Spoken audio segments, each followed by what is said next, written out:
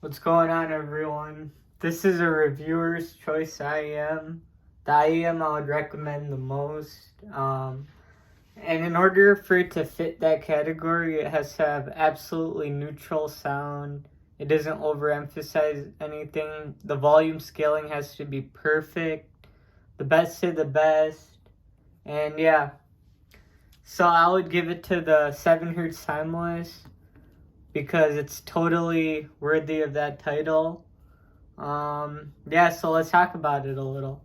So I could have chose a bunch of other IEMs that cost probably double or triple it, but I didn't because the sound of this is just neutral. From the bass to the treble, nothing is missing. I never have to turn the volume up or down because I feel like the bass is too much or the mid-range isn't present enough or the treble is too much. Never. That's never the case with these somehow. And yeah, so when I'm listening to any song, I could have it at the same volume and it presents everything in a neutral manner. It doesn't boost anything. It doesn't have a recessed slightly mid-range like the variation. The bass isn't artificially boosted. It goes along perfectly with the mix. So yeah, that's great. And yeah, so like the mids again are just present. Every single song I play, I never really got a feeling that the vocal was too pushed back or too up front.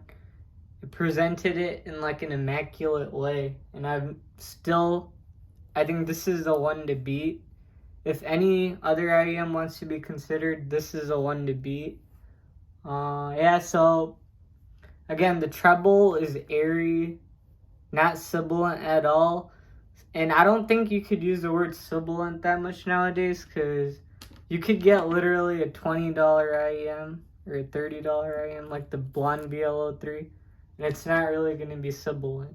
So I'm not sure how you could call this sibilant, harsh, unless if you're plugging it into like the worst source you can imagine, I understand, or if your music is that bad. But no, these are not sibilant, harsh, or any of that. So yeah, I'm not sure how you could call it that, unless if your unit is messed up, it makes sense. But yeah, as long as you have a good unit, there should be no issues. And yeah, so like compared to like other pairs I've tried, like I could have put up the Mangard Zen's T2, the Moondrop Variations, but somehow this is like the most neutral IEM in the whole price bracket basically. I haven't quite heard anything like that. Like it doesn't feel like any frequencies are missing from the bass to the all the way up to the highest treble ranges. So the entire octave is covered. And honestly, for the price, again, this might be like the best you could even buy under 500.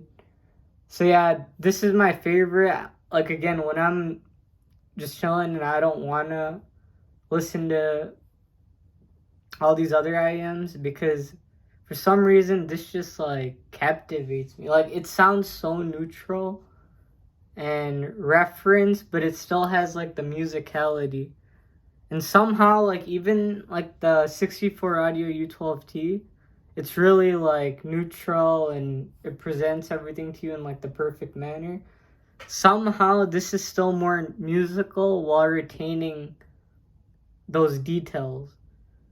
So, yeah, I would say this is, like, the definition of musical, because I haven't really ever heard an IEM that's has good technicalities and this same amount of musicality.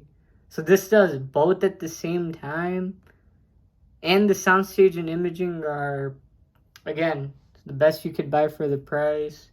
Everything's just open, airy. It's never congested. Guitars have like that nice crisp bite to them. The bass, perfectly part of the mix. The airiest notes of the treble just come through and go. So it's very speedy, quick. Any fast music, any slow music, whatever you throw at it, it just performs. So yeah, this is like the one I would recommend blind buying or if you're a beginner, or if you don't know much, but you don't want to spend too much, I think this is it. Like, you're not getting anything better than it. So, yeah, we'll see if this changes throughout time, but yeah, for now, I think this is it. So, hope you guys enjoyed the video, and yeah, take care.